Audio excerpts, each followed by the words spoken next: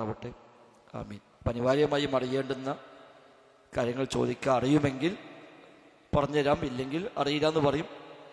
അത് പിന്നീട് നമുക്ക് അന്വേഷിച്ച് ഉത്തരം കിട്ടുകയാണെങ്കിൽ നമുക്കപ്പോൾ പറയാം. ഇല്ലെങ്കിൽ നമുക്ക് എല്ലാവരും കൂടെ അന്വേഷിക്കാം, എവിടെ നിന്നാണോ കിട്ടുക അവിടെ നമുക്കൊന്നിച്ച് പഠിക്കുകയും ചെയ്യാം. അള്ളാഹു അവൻ്റെ ദീന് ശരിയായ അർത്ഥത്തിൽ പഠിക്കാനും അമലാക്കി മാറ്റുവാനും സമൂഹത്തിലേക്ക് അത് കൈമാറാനുമെല്ലാമുള്ള തൗഫീഖ് നൽകി നമ്മയെല്ലാം അനുഗ്രഹിക്കുമാറാവട്ടെ. ആമീൻ. ചോദ്യം ഉണ്ടെങ്കിൽ ചോദിച്ചാൽ മതി, ഉണ്ടാക്കി ചോദിക്കുമ്പോൾ വേണ്ട. ഒന്നുമില്ലെങ്കിൽ നമുക്ക് പുറത്ത് പോകാം. അസ്സലാമു അലൈക്കും വറഹ്മത്തുള്ളാഹി. ചോദ്യം അങ്ങനെ മുട്ടി നിൽക്കുകയാണ്, പിന്നെ ചോദിക്കാന്ന് പറഞ്ഞു നിൽക്കുന്നതാണ്. എനിക്ക് ആദ്യത്തെ സംശയം, ഒരു സക്കാത്തിന് അർഹതപ്പെട്ട ആൾ അവൻ സക്കാത്ത് കൊടുക്കാതെ മരിച്ചു. അവൻ സക്കാത്ത് കൊടുക്കാൻ അവന് താല്പര്യമില്ലാത്ത ആളാണ്, അതുകൊണ്ട് കൊടുത്തില്ല. അത് ഇവൻ്റെ മക്കൾക്കറിയാം. മരിച്ചതിന് ശേഷം ഈ സമ്പത്തിൽ നിന്ന് ഈ സക്കാത്ത് മക്കൾക്ക് കൊടുത്താൽ അദ്ദേഹത്തിൻ്റെ ആ ബാധ്യത വീടുമോ അത് മക്കൾക്ക് കൊടുക്കേണ്ട ബാധ്യത ഉണ്ടോ? അതാണ് ആദ്യത്തെ ചോദ്യം. ഇൻഷാ അല്ലാഹ്. സക്കാത്ത് അന്യൻ്റെ അവകാശമാണ്. അതുകൊണ്ട് തന്നെ ആ അവകാശം കൊടുക്കുക എന്നുള്ളത് ആ ധനം ശുദ്ധിയാവാനുള്ള അടിസ്ഥാന കാരണമാണ്. സക്കാത്ത് നൽകാതെ മരിച്ചു എന്നതുകൊണ്ട് മാത്രം ആ സമ്പത്ത് അയാളുടേതായി മാറുന്നില്ല. സക്കാത്ത് മാത്രമല്ല, കടമുണ്ടെങ്കിൽ പോലും ആ കടം കഴിച്ചിട്ടാണല്ലോ അനന്തര സ്വത്തായി കണക്കാക്കുക. സ്വത്ത് നിസായിൽ അനന്തരാവകാശ വിഷയങ്ങൾ പറഞ്ഞപ്പോൾ ഓരോ ഘട്ടത്തിലും പ്രത്യേകം എടുത്തു പറഞ്ഞ കാര്യമാണ് മിംബഅദി വസിയ്യത്തിൻ യൂസി ബിഹാ ഔ ദൈൻ. സമാനമായ പദപ്രയോഗങ്ങൾ. കടം, വസിയ്യത്ത്, അതിന് ശേഷമാണ് ഓഹരി വെക്കേണ്ടത് എന്ന് പ്രത്യേകമായി പറഞ്ഞു. സക്കാത്ത് ഇവിടെ കൊടുത്തിട്ടില്ലെങ്കിൽ അതൊരു കടമാണ്. ആ കടം വീട്ടിയിട്ട് തന്നെയാണ് അനന്തര സ്വത്തായി പരിഗണിക്കപ്പെടുക. അതായത് മാറ്റിവെക്കണം, എന്നിട്ട് ബാക്കിയാണ് ഓഹരി വെക്കേണ്ടത്. ഇനി മക്കളത് കൊടുത്തു എന്നുകൊണ്ട് മാത്രം ബാപ്പാൻ്റെ എല്ലാ ബാധ്യതയും അവസാനിക്കുന്നില്ല. അവരെ കടം വീടി എന്ന് കണക്കാക്കാം. എന്നാൽ അത് അമാന്തം കാണിച്ചതിൻ്റെ ശിക്ഷയ്ക്ക് അയാൾ അർഹനാണ്, അള്ളാഹു പുറത്തു കൊടുത്തില്ല എങ്കിൽ. ഹദീസിൽ കാണാം, അദ്ദൈനു ദൈനാനി. കടം രണ്ടു തരം കടങ്ങളാണ്, എല്ലാ കടവും ഒരുപോലെയല്ല. ഒന്ന് വീട്ടാൻ ഉദ്ദേശമുള്ള കടം. കടം വാങ്ങി അത് തിരിച്ചു കൊടുക്കാൻ അയാൾക്ക് ഉദ്ദേശമുണ്ട്, അതിന് പരിശ്രമിച്ചു, പക്ഷെ ആ കടം വീട്ടും മുമ്പ് അയാൾ മരണപ്പെട്ടു പോയി. അത് അവകാശികൾ വീട്ടിയാൽ ബാധ്യത അവസാനിച്ചു, പിന്നെ അയാൾക്ക് കുറ്റമില്ല. അയാൾ ബോധപൂർവം അനാസ്ഥയൊന്നും കാണിച്ചിട്ടില്ല. രണ്ടാമത് വീട്ടാൻ ഉദ്ദേശമില്ലാത്ത കടം. അയാൾ കടം വാങ്ങി, പക്ഷെ അയാൾക്കത് വീട്ടാൻ ഉദ്ദേശമില്ല, വീട്ടാൻ ശ്രമിച്ചിട്ടുമില്ല. കടം അങ്ങനെ വാങ്ങിപ്പോകാമെന്ന് മാത്രമേ അയാൾക്ക് ഉണ്ടായിരുന്നുള്ളൂ. അത് അവകാശികൾ വീട്ടിയാൽ പോലും അയാളുടെ ബാധ്യത അവസാനിക്കുന്നില്ല. കാരണം അയാൾ ആ ബാധ്യത തീർക്കാൻ വിചാരിച്ചവനല്ല, അതിന് വീഴ്ച വരുത്തിയവനാണ്. അതിന് അയാൾ കുറ്റക്കാരനാണ്. കിട്ടാനുള്ള ആളുകളുടെ അവകാശം കിട്ടും, ആ നിൽക്കത് അത് വീടും എന്നതിനപ്പുറത്ത് ഇയാളുടെ ബാധ്യത അവിടെ അവസാനിക്കുന്നില്ല. അപ്പം അത് പൊതുവേ നബിതങ്ങൾ കടത്തെപ്പറ്റി പറഞ്ഞപ്പോൾ പറഞ്ഞ പ്രയോഗമാണ് ഇമാം തിർമിദി റഹിമഹുല്ലാഹ് റിപ്പോർട്ട് ചെയ്ത ഹദീസാണ്. അള്ളാഹുവിനുള്ള കടമാണ് വീട്ടാൻ ഏറ്റവും അർഹതപ്പെട്ടത് എന്ന് മൊത്തത്തിൽ നബിതങ്ങൾ പഠിപ്പിച്ചിട്ടുണ്ട്. അപ്പം അതുകൊണ്ട് തന്നെ അങ്ങനത്തെ ഒരു വാപ്പയാണെങ്കിൽ മക്കളിത് വീട്ടിയാൽ സാമ്പത്തികമായ ശുദ്ധീകരണം നടന്നു, എന്നാൽ വാപ്പാൻ്റെ വീഴ്ചയ്ക്ക് പരിഹാരം ആവുകയില്ല. അത് പുറത്തു കൊടുക്കാൻ വേണ്ടി മക്കൾക്ക് പ്രാർത്ഥിക്കാം. ആ പ്രാർത്ഥന റബ്ബ് സ്വീകരിച്ചാൽ അയാൾക്ക് മഗ്ഫിറത്ത് ലഭിക്കും. ഇല്ലെങ്കിൽ അയാൾ അതിന് കുറ്റക്കാരനായി മാറുകയും ചെയ്യും. ഷഹീദിനടക്കം കടമൊഴികെ ബാക്കിയെല്ലാം പുറത്ത് കിട്ടും എന്നാണല്ലോ പറഞ്ഞത്. ഇവിടെ കടം വലിയ ഗൗരവമാണ്. അത് സക്കാത്താണെങ്കിലും ഇനി അല്ലാത്ത കടമാണെങ്കിലും അങ്ങനെ തന്നെയാണ്. വല്ലാഹു അഅലം. അസ്സലാമു അലൈക്കും. ചെറിയ സംശയം. മുമ്പ് നമ്മൾ ധരിച്ചു വെച്ചത് സുബഹി ബാങ്ക് കൊടുത്താൽ മുമ്പിലുള്ള ഭക്ഷണം കഴിക്കുക എന്നായിരുന്നു. പക്ഷെ ഇപ്പം നമ്മളെ ഒന്ന് രണ്ട് സംസാരത്തിൽ തന്നെ അത് വായിലുണ്ടെങ്കിൽ അത് തുപ്പിക്കളയണം എന്ന് പറഞ്ഞ ഒരു സംസാരം കേട്ടു. ഇത് എങ്ങനെയാണ് ഇത് മുമ്പ് അതങ്ങനെ പറയാൻ കാരണം എന്താണ്? ഇപ്പോൾ എങ്ങനെയാണ് ചർച്ച വന്നത്? പൊതുവായി അത്താഴത്തിൻ്റെ നിയമം സുബഹിയുടെ ബാങ്കിന് മുമ്പേ അത്താഴം അവസാനിപ്പിക്കുക എന്നാണ്. നബിയുടെ സാധാരണ പതിവ് അത്താഴം കഴിച്ചു കഴിഞ്ഞാൽ 50 ആയത്ത് ഓതാനുള്ള സമയം ഏതാണ്ട് ബാക്കിയുണ്ടാകും എന്നാണ്. ആ നിലക്ക് നബി അത്താഴം അവസാനിപ്പിക്കാറുണ്ട്. അത്താഴം കഴിച്ചാലും ഒരു 50 ആയത്തൊക്കെ ഓതുമ്പോഴേക്കാണ് സുബഹിയുടെ സമയം ആരംഭിക്കുക. അപ്പം അതാണ് അത്താഴത്തിലെ ഏറ്റവും ശ്രേഷ്ഠമായ സമയം. ഏറി വന്നാൽ സുബഹി ബാങ്ക് വരെ, അല്ലെങ്കിൽ സുബഹിയുടെ സമയമാകുന്നവരെ, ബാങ്ക് കൊടുത്താലും കൊടുത്തില്ലെങ്കിലും സുബഹിയുടെ സമയമാകുന്നത് വരെ ആണ് അത്താഴം കഴിക്കാൻ അനുവാദമുള്ളത്. അതോടുകൂടി നോമ്പിലേക്ക് പ്രവേശിച്ചു. പിന്നെ അവിടെ മുതൽ തുമ്മാത്തിമുസിയാമ ഇലല്ലയിൽ എന്ന് പറഞ്ഞ മഗ്രിബ് വരെ നിങ്ങൾ നോമ്പ് പൂർത്തീകരിക്കണം എന്ന് അല്ലാഹു തആല പഠിപ്പിക്കുന്നു. ഇതാണ് അടിസ്ഥാന നിയമം. പിന്നെ നബിയുടെ കാലത്ത് 2 ബാങ്ക് സുബഹിക്കുണ്ട്. ഒന്നാമത്തെ ബാങ്ക് ഭക്ഷണം ഹറാമാക്കുന്നില്ല. 2ാമത്തെ ബാങ്കാണ് നമ്മളിപ്പോൾ കൊടുക്കുന്ന ബാങ്ക്. അതോടുകൂടിയാണ് ഭക്ഷണം പാടില്ല എന്ന് പറഞ്ഞത്. അതുകൊണ്ട് തന്നെ സുബഹി ബാങ്കിന് മുമ്പ് അത്താഴം അവസാനിപ്പിക്കുക. ബാങ്ക് വിളിച്ചു കഴിഞ്ഞാൽ പിന്നെ ഭക്ഷണം കഴിക്കാതിരുന്നാലും വകുപ്പില്ല. പിന്നെ അങ്ങനെ ചർച്ച വരാൻ കാരണം ഉമർ ഖത്താബ് ചോദിച്ച ഒരു ചോദ്യം കാണാൻ നബിയോട്. ഭക്ഷണം കയ്യിലിരിക്കെ ബാങ്ക് വിളിച്ചു, ഞാൻ എന്തു ചെയ്യണം എന്ന് ചോദിച്ചപ്പോൾ നീ കഴിച്ചോ എന്ന് നബി പറഞ്ഞ ഒരു സംഭവം ഇമാം തുബ്രാനിയൊക്കെ റിപ്പോർട്ട് ചെയ്ത് വന്നിട്ടുണ്ട്. അതിൽ 2-3 വ്യാഖ്യാനങ്ങളുണ്ട്. ഒന്ന്, അത് ഏത് ബാങ്കാന്നുള്ള വിഷയമുണ്ട്. ഒന്നാമത്തെ ബാങ്കായിരിക്കും ഒരു പക്ഷെ ഉദ്ദേശിച്ചത്. അപ്പോൾ ആ ബാങ്കോട് പ്രത്യേകിച്ച് നിയമമൊന്നും വരുന്നില്ല, എനിക്ക് കഴിക്കാം എന്ന മറുപടിയാകും നൽകിയിട്ടുണ്ടാവുക. ഇതല്ലെങ്കിൽ ഏറി വന്നാൽ ഒരു സ്പെഷ്യൽ കേസിൽ ഒരാളങ്ങനെ ഉറക്കത്തിൽപ്പെട്ടു പോയി, അത്താഴം ഒന്നും കഴിക്കാൻ സമയമൊന്നും കിട്ടിയില്ല, അങ്ങനെ അയാൾ ഭക്ഷണം എടുത്തപ്പോഴേക്കും ബാങ്ക് വിളിച്ചു എങ്കിൽ ഏറ്റവും അത്യാവശ്യം എന്തെങ്കിലും വേണമെങ്കിൽ ആ ബർക്കത്തിന് വേണ്ടി കഴിക്കാം എന്ന് ഒരു വ്യാഖ്യാനം അതിൽ നൽകപ്പെടുന്നുണ്ട്. അല്ലാതെ നമ്മുടെ നാടിനേക്ക് തുടങ്ങിയ തീറ്റയാണ്.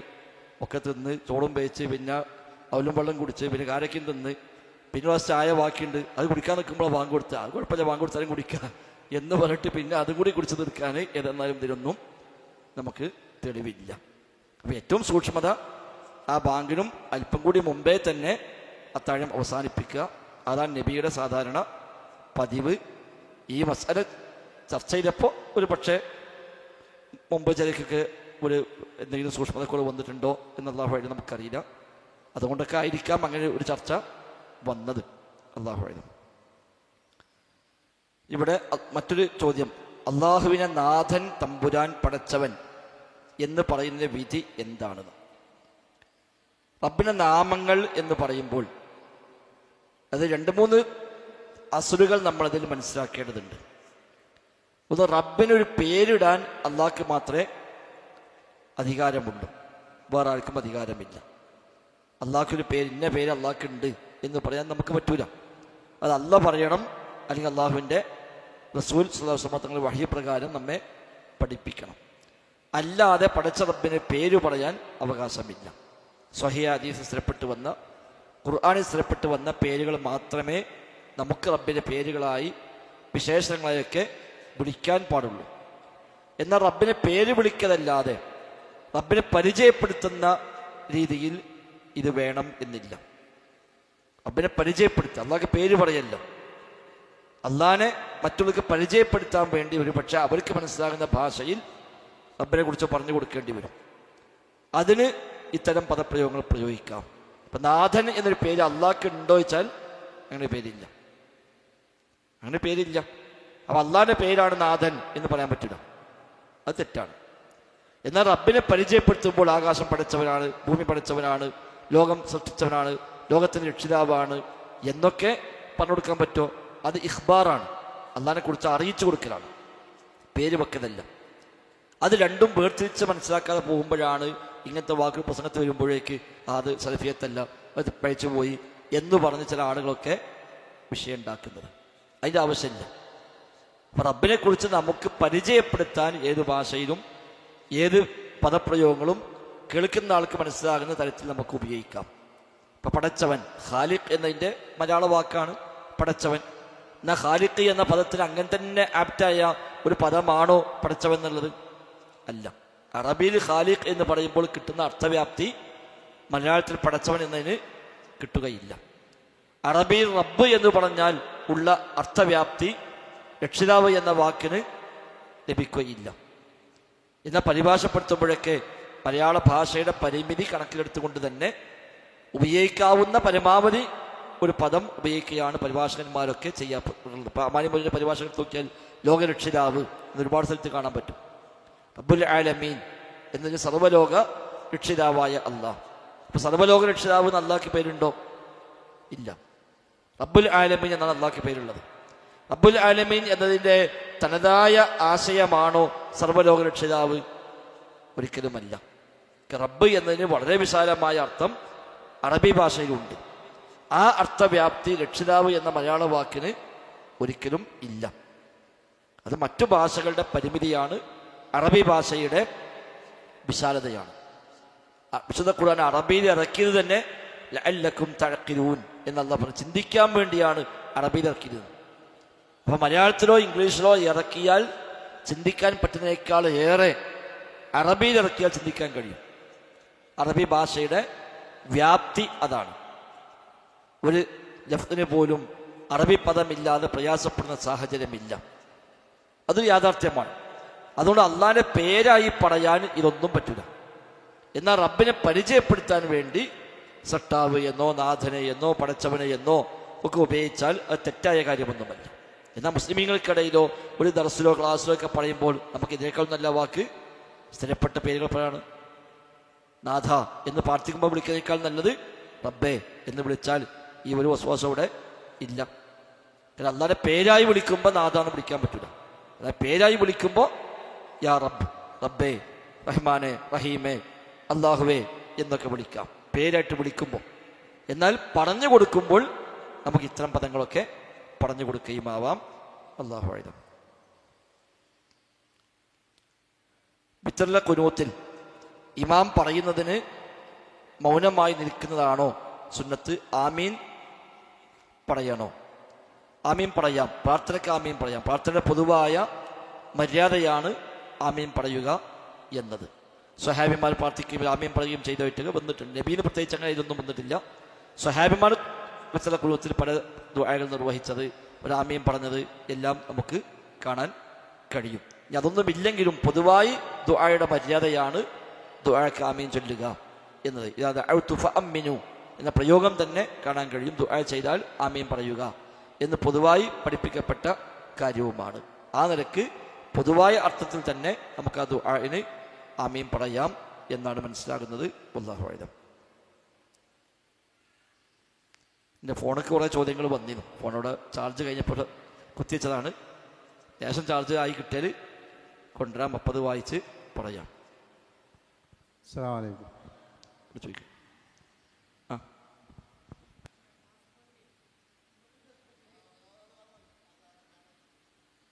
ഞാൻ പറഞ്ഞോളാം.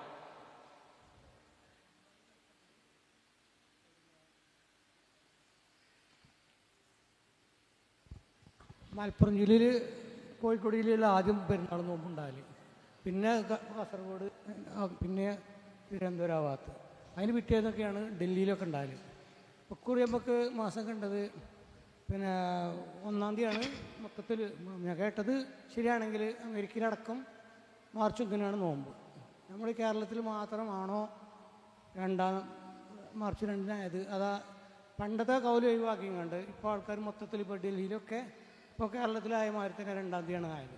അപ്പോൾ ഇപ്പോൾ ഈ സോഷ്യൽ മീഡിയേൻ്റെ ഇതുകൊണ്ട് നമുക്കിപ്പം അത് പ്രകാരം നമുക്ക് അമൽ ചെയ്യാൻ പറ്റുമെന്നുള്ളതാണ് എൻ്റെ സംശയം. മാസപ്പിറവിയുമായി ബന്ധപ്പെട്ടാണ് ചോദ്യം. ഏതു മാസവും അറബി മാസം 29 അല്ലെങ്കിൽ 30 ആണ് ഉണ്ടാവുക. 28 ആവൂല, 31 ആവൂല. നബി ഞങ്ങൾ പറഞ്ഞു അശ്ശഹ്റു ഹാക്കദ വഹാക്കദ, മാസം ഇങ്ങനെയും ഇങ്ങനെയുമാണ് ഉണ്ടാവുക, അഥവാ 29ഉം 30ഉമാണ് ഉണ്ടാവുക എന്ന് ഹദീസിൽ സ്ഥിരപ്പെട്ട കാര്യമാണ്. 29 സൂര്യാസ്തമയ ശേഷം ചന്ദ്രനെ ദൃശ്യമായാൽ പിറ്റേന്ന് 1 കണക്കാക്കും. സൂര്യാസ്തമയ ശേഷം ചന്ദ്രൻ ദൃശ്യമായില്ലെങ്കിൽ പിറ്റേന്ന് 30 കണക്കാക്കും. അതാണ് അതിൻ്റെ അടിസ്ഥാനം. ഷഅബാൻ 29 സൂര്യൻ അസ്തമിച്ചു, അതിന് ശേഷം ചന്ദ്രനെ കണ്ടാൽ പിറ്റേന്ന് റമദാൻ 1. കണ്ടില്ല എങ്കിൽ പിറ്റേന്ന് ഷഅബാൻ 30 കണക്കാക്കി അതിനടുത്ത ദിവസം റമദാൻ 1 കണക്കാക്കി പോവുകയാണ് ചെയ്യുക. അതിന് അടിസ്ഥാനം കാഴ്ചയാണ്. നബി തങ്ങൾ പറഞ്ഞു, സൂമൂ ലിറുയതിഹി വഅഫ്തിറൂ ലിറുയതിഹി. മാസം കണ്ടാൽ നിങ്ങൾ നോമ്പ് ആരംഭിക്കുക, മാസം കണ്ടാൽ നിങ്ങൾ നോമ്പ് അവസാനിപ്പിക്കുക. ഫൈൻ ഗുമ്മ അലൈക്കും ഫഖ്ദറൂ ല. നിങ്ങൾക്ക് മേഘം മൂടിയാൽ നിങ്ങൾ പിന്നത് കണക്ക് കൂട്ടുക. മറ്റൊരു റിപ്പോർട്ടിൽ ഫഅക്മിലൂ ഇദ്ദത ശഅബാന 30. മേഘം മൂടിയാൽ നിങ്ങൾ ശഅബാൻ മാസം 30 പൂർത്തിയാക്കുക എന്നാണ് ആ ഹദീസിൽ പഠിപ്പിച്ചത്. അപ്പോൾ മാസം കണ്ടാൽ നോമ്പ് നോൽക്കുക, മാസം കണ്ടാൽ നോമ്പ് അവസാനിപ്പിച്ച് പെരുന്നാളിലേക്ക് പ്രവേശിക്കുക. ഒരു വ്യാഖ്യാനം ആവശ്യമില്ലാത്ത വിധം സുവ്യക്തമായി പറഞ്ഞ ഹദീസാണ്. നമ്മുടെ നാട്ടിൽ പഴയ കാലത്തൊക്കെ ചിലപ്പോൾ മലപ്പുറം ജില്ലയിൽ നോമ്പ്, കോഴിക്കോട് ജില്ലയിൽ പെരുന്നാൾ, അല്ലെങ്കിൽ കാസർഗോഡ് നോമ്പ്, ഇപ്പുറത്ത് പെരുന്നാൾ, ഒരു മഹലിൽ നോമ്പ് മറ്റൊരു മഹലിൽ പെരുന്നാൾ വരെ നമ്മളൊക്കെ ചെറുപ്പകാലങ്ങളിൽ ഒക്കെ ഉണ്ടാവാറുണ്ട്. അത് അന്നത്തെ നിലപാട് പ്രകാരം അത് തെറ്റല്ല, അത് ശരിയാണ്. കാരണം നിങ്ങൾ കണ്ടാൽ നോമ്പ് നോൽക്കുക എന്ന് പറഞ്ഞാൽ, നിങ്ങൾ എന്ന് പറഞ്ഞാൽ ആരാണ്? നബി പറഞ്ഞതാണ്, നിങ്ങൾ മാസം കണ്ടാൽ നോമ്പ് നോൽക്കുക. നമ്മൾ ഓരോരുത്തരും മാസം കണ്ടിട്ട് വേണോ നോമ്പ് നോൽക്കാൻ? അത് വേണ്ട. നമ്മളാരും ജീവിതത്തിനെ വരെ നമ്മളെന്നെ കണ്ടിട്ട് പിറ്റേന്ന് മാസം 1 ഒരു സംഭവം ഒരു പക്ഷെ ഉണ്ടായിട്ടുണ്ടാവില്ല. അപ്പം നിങ്ങൾ കണ്ടാൽ എന്ന് പറഞ്ഞാൽ മുസ്ലിമീങ്ങളായ ആളുകൾ കണ്ടാൽ മതി. വിശ്വാസയോഗ്യരായ മുസ്ലിമീങ്ങളായ ആൾ കണ്ടു കഴിഞ്ഞാൽ അത് പരിഗണിക്കാം. ഇത് കണ്ടാൽ ആരാണ് തീരുമാനിക്കേണ്ടത് നാളെ 1-ാം തീയതി ആണ് എന്നുള്ളത്? ഈ കണ്ടോന്ന് തീരുമാനിക്കാൻ പറ്റുമോ? ഇല്ല. കാരണം നോമ്പും പെരുന്നാളുകളും അതേപോലെ മാസം മാറുന്നതുമൊക്കെ സമൂഹത്തിനെ മൊത്തം ബാധിക്കുന്ന കാര്യമാണ്, ഒരു വ്യക്തിക്ക് മാത്രമുള്ളതല്ല. അതുകൊണ്ട് സമൂഹം ഒന്നിച്ചാണ് അതിൽ തീരുമാനത്തേക്ക് എത്തേണ്ടത്. അതിനാൽ സമൂഹത്തിൽ എന്ത് സംവിധാനമാണോ അതിനുള്ളത് ആ സംവിധാനം വഴിയാണ് അത് തീരുമാനമുണ്ടാവേണ്ടത്. ഇസ്ലാമിക ഭരണമാണെങ്കിൽ ഭരണാധികാരിയാണ് പ്രഖ്യാപിക്കേണ്ടത്, അല്ലെങ്കിൽ ആ ഭരണാധികാരി നിശ്ചയിച്ച ഒരു സംവിധാനം ഉണ്ടാവും. ഭരണാധികാരി ഒരു ഹിലാൽ വിങ് നിശ്ചയിച്ചു, അല്ലെങ്കിൽ അതിന് പ്രത്യേകമായ എന്തെങ്കിലും സിസ്റ്റം ആ നാട്ടിലുണ്ടാക്കി, അവർ അത് പഠിച്ച് അവർ കണ്ട് അവർ ബോധ്യപ്പെട്ട് അവർ അംഗീകരിച്ചു കഴിഞ്ഞാൽ അത് എല്ലാവരും സ്വീകരിക്കൽ ബാധ്യതയാണ്. ഒരാൾ മാസം കണ്ടു, ആ സംവിധാനത്തെ അറിയിച്ചു, അവർ അദ്ദേഹത്തെ വിശദമായി സംസാരിച്ച് ചോദ്യം ചെയ്തിട്ട് അവർക്ക് ബോധ്യമായില്ല, ഇദ്ദേഹം മാസം കണ്ടു എന്ന് അവർക്ക് ബോധ്യപ്പെട്ടില്ല. ഇദ്ദേഹത്തിന് ബോധ്യമുണ്ട് ഞാൻ മാസം കണ്ടു എന്ന്, പക്ഷെ ആ അതോറിറ്റിക്ക് ഒരിക്കലും അത് ബോധ്യപ്പെടുന്നില്ല എങ്കിൽ ഇയാളുടേതല്ല സ്വീകരിക്കുക, ആ അതോറിറ്റിയുടേതാണ് സ്വീകരിക്കുക. ഇയാൾ പിന്നെ അങ്ങാടിക്ക് ഇറങ്ങിയിട്ട് ഞാൻ മാസം കണ്ടെന്ന് പറയാൻ പാടില്ല, ഇയാൾ വാട്സപ്പിൽ അത് പ്രചരിപ്പിക്കാൻ പാടില്ല. അവിടുത്തെ അതോറിറ്റിക്ക് ബോധ്യപ്പെട്ടില്ല, ശരി എങ്കിൽ ആ അതോറിറ്റിയുടെ കൂടെ നിൽക്കാം. അവന് വേണമെങ്കിൽ നോമ്പ് വയ്ക്കാം സ്വന്തമായിട്ട്, അവൻ്റെ ഭാര്യ മക്കളെയും പോയി നോമ്പ് വയ്പ്പിക്കാൻ പറ്റില്ല. ഞാൻ കണ്ടതാ ഇനിയിപ്പോൾ കാതൽ കാത്തുക്കൊന്നും വേണ്ട എന്ന് പറയാൻ പാടില്ല. അവൻ കണ്ടെങ്കിൽ ഓമാണി നോറ്റോട്ടെ, അത് പരസ്യപ്പെടുത്താൻ പോലും പാടില്ല. വീട്ടുകാരെ പോലും അതിനെ കൂടെ നോൽപ്പിക്കാനും അവനൊട്ട് അവകാശവും ഇല്ല. അപ്പം ഈ പ്രഖ്യാപിക്കുന്ന സംവിധാനങ്ങൾ പഴയ കാലത്ത് നമ്മുടെ നാട്ടിലൊക്കെ ഉള്ളത് കാദിമാരായിരുന്നു മുമ്പൊക്കെ. അപ്പോൾ ഓരോ കാദിമാരുടെ അധികാര പരിധിയാണ് അവർ കണക്കാക്കുക. മഹല്ല് കാദിമാരുണ്ടാകും, ചിലപ്പോൾ 2, 3, 4, 5 മഹല്ല് ഒന്നിച്ചൊരു കാദിയുടെ കീഴിലുണ്ടാകും, അല്ലെങ്കിൽ ഒരു വലിയ ഏരിയ ഒന്നാകെ ഒരു കാദിയുടെ കീഴിലുണ്ടാകാം. എങ്കിൽ ആ കാദി പരിഗണിക്കുക, അദ്ദേഹത്തിൻ്റെ അധികാരമുള്ള പ്രദേശങ്ങളിൽ മാസം കണ്ടോ നോക്കും. അവിടെ കണ്ടാൽ അദ്ദേഹം എടുക്കും, അവിടെ കണ്ടില്ലെങ്കിൽ അദ്ദേഹത്തിന് അധികാരമില്ല. അപ്പം അദ്ദേഹം അപ്പുറത്ത് കണ്ടു എന്നുള്ള അദ്ദേഹം പരിഗണിക്കൂല. അതുകൊണ്ടാണ് അന്നത്തെ കാലത്ത് അങ്ങനെ വന്നത്. ഒരു നാട്ടിൽ നോമ്പ് മറ്റൊരു നാട്ടിൽ നോമ്പില്ല. അത് കാദിമാർ തമ്മിലുള്ള കേവലമായ ഒരു വാശി മാത്രമൊന്നുമല്ല, നമ്മൾ അങ്ങനെ വിചാരിക്കേണ്ടതില്ല. സൂക്ഷ്മത പാലിച്ച ആളുകൾ അതിലുണ്ട്, സൂക്ഷ്മത ഇല്ലാത്ത ആളുകൾ ഉണ്ടായേക്കാം. അത് പോലും പഠിച്ചോനായിക്കോളും. ഇനിയിപ്പോൾ കാദി അങ്ങനെ അന്യായമായിട്ട് അയാൾക്ക് ബോധ്യപ്പെട്ടിട്ടും അയാൾ പ്രഖ്യാപിച്ചതായി വിചാരിക്കാം, നമുക്ക് വേജാറൊന്നുമില്ല. അതിനാണ് പരലോകമുള്ളത്. അത് അവിടെ എത്തുമ്പോൾ അയാൾ റബ്ബിൻ്റെ മുമ്പിൽ ബാക്കി സമാധാനം പറഞ്ഞോളൂ. നമ്മൾ നോക്കേണ്ട കാര്യമില്ല. ഞാൻ മുജാഹിദ് ആയതുകൊണ്ട് അയാൾ സ്വീകരിച്ചിട്ടില്ല, അതുകൊണ്ട് അത് പറ്റൂല എന്നൊന്നും നമ്മൾ പറയേണ്ട ആവശ്യമില്ല. അയാൾക്ക് അധികാരമുണ്ടെങ്കിൽ അയാൾക്ക് സ്വീകരിക്കാം, സ്വീകരിക്കാതിരിക്കാം. അതിൽ അയാൾ അന്യായം കാണിച്ചാൽ അത് അയാളുടെ ഉത്തരവാദിത്തമാണ്, നമ്മെ അത് ബാധിക്കുന്നില്ല. പിന്നെ നമ്മുടെ നാടുകളിൽ പൊതുവെ ജില്ലാ ഖാദികൾ, സംയുക്ത ഖാദികൾ, ഇങ്ങനെയൊക്കെ പുതിയ സംവിധാനം ഉണ്ടായി വന്നു. അപ്പോൾ ഈ മഹല്ല് ഖാദിമാർക്ക് വലിയ പ്രസക്തി ഇന്ന് നമ്മുടെ നാട്ടിലെ സമസ്തക്കാർക്ക് പോലുമില്ല. മഹല്ല് ഖാദി ആണെങ്കിലും അതിനപ്പുറത്തൊരു സംയുക്ത ഖാദി ഉണ്ടാകും. ഇപ്പോൾ പണക്കാട്ട് തങ്ങന്മാരെ പറ്റി പറയും 500 മഹല്ലിൻ്റെ ഖാദി, 1000 മഹല്ലിൻ്റെ ഖാദി എന്നൊക്കെ പറയും. അപ്പം അങ്ങനെ ഒരു വ്യാപകമായ ഒരു അവസ്ഥയിലേക്ക് ഇത് വന്നു. അതേപോലെ പിന്നെ അഖിലേന്ത്യാ ഖാദി ഇപ്പം ഉണ്ടായിട്ടില്ല. കേരളം മൊത്തം അഖിലേന്ത്യാ മുഫ്തി ഉണ്ടായി, പക്ഷെ അഖിലേന്ത്യാ ഖാദി ഉണ്ടായിട്ടില്ല. കേരളത്തിൽ മൊത്തമുള്ള ഖാദിമാരൊക്കെ ഇപ്പോൾ സ്വയം പ്രഖ്യാപിക്കപ്പെട്ടതാണെങ്കിലും അങ്ങനെയൊക്കെ ഇപ്പം ഉണ്ടായി വന്നു. അത് നല്ല ഒരു മാതൃകയാണ്. അപ്പം അങ്ങനെ വരുമ്പോൾ പിന്നെ അവരെ അധികാരപ്പെടുത്തി കേരളം മൊത്തമായി. അപ്പം കേരളത്തിൽ എവിടെ കണ്ടാലും അവർ സ്വീകരിക്കും. ഹിലാൽ കമ്മിറ്റി വന്നത് മുതൽ ഹിലാൽ കമ്മിറ്റി സ്വീകരിക്കാറുള്ളത് കേരളം മൊത്തം ഒരു പ്രദേശമായി കണക്കാക്കലാണ്. അപ്പം ബലദ് എന്നാണ് പൊതുവെ പ്രയോഗിക്കുക. ഇമാം മുസ്ലിം റഹിമഹുല്ലാഹ് സ്വഹീഹ് മുസ്ലിമിൽ ഈ ഹദീസ് ഉദ്ധരിച്ചത്, ആ അദ്ദേഹത്തിൻ്റെ ഹെഡിങ് തന്നെ ലികുല്ലി ബലദിൻ റുഇയതഹു, എല്ലാ ബലദിനും ആ ബലദിൻ്റെ കാഴ്ചയുണ്ട് എന്ന അധ്യായം എന്നാണ്. ഓരോ നാടിനും ആ നാടിൻ്റെ കാഴ്ചയാണ് പരിഗണിക്കേണ്ടത്. അതാണ് ഷാഫി മദ്ഹബിൻ്റെ അടിസ്ഥാനം. ആ നയം ശരിയാണ്, തെറ്റൊന്നുമില്ല. അതുകൊണ്ട് ഷാഫി മദ്ഹബ് പിൻപറ്റുന്നു എന്ന് പറയുന്ന ആളുകൾ ഓരോ നാട്ടിലെയും കാഴ്ച പരിഗണിക്കും. അപ്പം അവർ നാട് എന്നതിന് അവർ വെച്ച ബൗണ്ടറി ഈ ഖാദിയുടെ അധികാരപരിധി എന്നതാണ്. ഇന്ന് എല്ലാവരും ഇത്തിഫാക്കായി വന്ന കാര്യം, നാട് എന്ന പരിധി ആ ഖാദിൻ്റെ പരിധിയല്ല, നാട് എന്നതിൻ്റെ പരിധി കേരളം മൊത്തത്തിലാണ് എന്നതിൽ ഇവിടെ സമസ്തക്കാരും മുജാഹിദുകളും ഇതര സംഘങ്ങളും എല്ലാവരും ഇത്തിഫാക്കാണ്. കേരളത്തെ ഒരു നാടായി പരിഗണിക്കുക. കാരണം പ്രത്യേകമായ ഗവൺമെൻറ് ഉണ്ട്, പ്രത്യേകമായ ഭാഷയുണ്ട്, പ്രത്യേകമായ സംസ്കാരമുണ്ട്, പ്രത്യേകമായ വേഷമുണ്ട്, പ്രത്യേകമായ നിയമങ്ങളുണ്ട്. ഒരു നാട് എന്ന് പറയാൻ എന്തൊക്കെ വേണമോ അതൊക്കെ ഉണ്ട്. അതുകൊണ്ട് കേരളം എന്നതിനെ ഒരു ബലതായിട്ടാണ് ഇന്ന് കണക്കാക്കി പോരുന്നത്. അതുകൊണ്ട് ഇന്ന് കേരളത്തിൽ എവിടെ കണ്ടാലും എല്ലാ ഖാദിമാരും അംഗീകരിക്കും. അല്ലെ, കണ്ടത് കാസർഗോഡല്ലേ, കോഴിക്കോട് സ്വീകരിക്കുക എന്ന് കോഴിക്കോട് ഖാദി പറയില്ലപ്പോൾ. അവർ ഈ ഒരു ധാരണയിലേക്ക് എല്ലാവരും എത്തി. അത് അൽഹംദുലില്ലാ നല്ല കാര്യമാണ്. ഹിലാൽ കമ്മിറ്റിയും തന്നെ കേരളത്തിൽ എവിടെ കണ്ടാലും കേരളത്തിൽ മൊത്തം അത് സ്വീകരിക്കാം എന്നാണ് തുടക്കം മുതലേ സ്വീകരിച്ചു പോന്ന നിലപാട്. അപ്പം ഇനി കേരളത്തിന് ഉള്ളിൽ ഒരു വ്യത്യാസം ആ നിലയ്ക്കുണ്ടാവില്ല. കേരളത്തിൽ എവിടെ കണ്ടാലും സ്വീകരിക്കും. കേരളത്തിന് പുറത്ത് കണ്ടാൽ സാധാരണഗതിയിൽ സ്വീകരിക്കൂല. കാരണം നമ്മുടെ ബലത് എന്നതിന് പുറത്തേക്കാണ് അതുള്ളത്. ഇനി കേരളത്തിലെ മുസ്ലിമൊക്കെ പാടെ കൂടി തീരുമാനിച്ചു നമുക്ക് ഇന്ത്യ ഒന്നിച്ചൊരു ബലതായി കണക്കാക്കി തന്നെ പോകാം എന്ന് മൊത്തം ഇന്ത്യൻ മുസ്ലിമീങ്ങൾ ഏകോപിച്ച് തീരുമാനമെടുത്തു കഴിഞ്ഞാൽ അത് ശരിയാണ്, നമുക്ക് സ്വീകരിക്കാം. അത് പ്രമാണമായി തെറ്റൊന്നുമല്ല. പക്ഷെ ഇപ്പം എന്തുകൊണ്ടേക്ക് പോകണില്ല? ഇപ്പം അതിലേക്ക് പോകാൻ തീരുമാനിച്ചാൽ ചിലപ്പോൾ നമ്മൾ മാത്രമേ പോകാണ്ടാവുള്ളൂ. വേറെ ഒരു മുസ്ലിം സംഘങ്ങളും അത് സ്വീകരിച്ചോളണമെന്നില്ല. അപ്പം എല്ലാ പെരുന്നാളും ഭിന്നിപ്പായി മാറും. ഈ നിലപാട് തെറ്റല്ലാത്ത കാലത്തോളം ഈ നിലപാട് നിൽക്കാം. ഈ നിലപാട് തെറ്റാണെങ്കിൽ കൂടെ നിൽക്കേണ്ട കാര്യമില്ല. ഈ നാട്ടിൽ കണ്ടാൽ സ്വീകരിക്കാത്ത നിലപാട് തെറ്റല്ലാത്തത് കൊണ്ട് എല്ലാ മുസ്ലിമീങ്ങളും അതിൽ സ്വീകരിക്കുമ്പോൾ നമ്മൾ എതിർത്ത് പോകേണ്ട കാര്യമില്ല.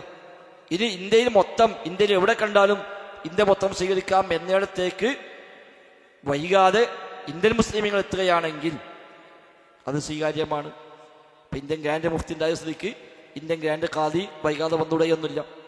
അങ്ങനെയൊക്കെ വന്നു മൊത്തം ഇന്ത്യക്കാരൊക്കെ പാടെ ഇത്തിഫാക്കായി വന്നാൽ ഡൽഹി കണ്ടാലും നമുക്കിവിടെ സ്വീകരിക്കാം. ഇപ്പം നമുക്കിന് വകുപ്പില്ല. ഇപ്പം കേരളത്തിൽ കണ്ടാൽ സ്വീകരിക്കാം. എന്നാൽ ഒരു പക്ഷെ ഒരു അനിവാര്യ ഘട്ടത്തിൽ കേരളത്തിന് പുറത്ത് കണ്ടു, ഇന്ത്യ മുഴുവൻ കണ്ടു, കേരളത്തിൽ മാത്രം കണ്ടില്ല. ഇന്ത്യയിലെ എല്ലാ സ്ഥലത്തും നോമ്പാണ്, അതേ പെരുന്നാളാണ്. കേരളത്തിൽ ഉദയമുണ്ട് താനും. കേരളത്തിൽ ഉദയമുണ്ട്, പക്ഷെ കണ്ടില്ല. മറ്റൊരുത്തും ഉദയമുണ്ട്, അവിടെ കണ്ടും ചെയ്തു.